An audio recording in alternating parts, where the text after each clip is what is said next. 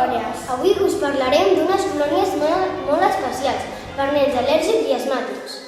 Ara connectem en directe a la casa Armentera, que és on es fan aquestes colònies. I els nens ens explicaran què és i per què serveix el PICFLOW. Bon dia! Em podríeu explicar què feu? El PICFLOW. De què es tracta? És molt fàcil. Es bufa i amb l'agulla saps com estàs de l'asma. Gràcies. Ara entrevistaran un nen. Quants anys fa que vines a aquestes colònies? Fa uns 7 anys. Quants anys tenen aquestes colònies? 25 anys? Tu creus que les colònies han sigut una bona elecció? Sí, estic molt content. Què han fet les colònies per ti? Doncs coneixen nens i nenes com jo, és a dir, amb asma. Tu recomanaries aquestes colònies per què? Sí, perquè aprens moltes coses sobre l'asma i a més t'ho passes molt bé.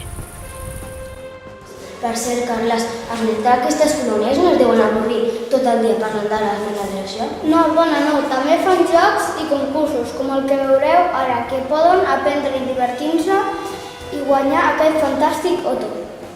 Home, doncs és molt bé, l'Otto. Doncs aquí el veureu. Bona nit. Ens trobem a la gala del concurs Canya a l'asma. La pregunta d'avui era: es pot utilitzar el nedador sense càmera? I els homenatges a l'Otto són Marc,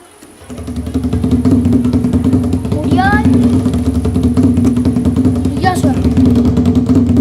I l'Otto Bagà.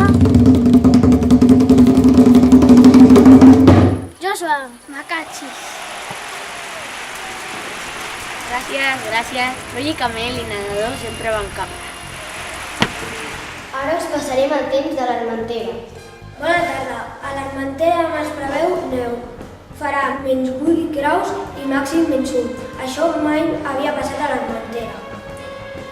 Estem molt preocupats perquè els nens no podran jugar. Espero que us hagi agradat aquest reportatge. Ens trobem aviat. Ja que amb aquesta notícia, amb aquesta bonica aposta, som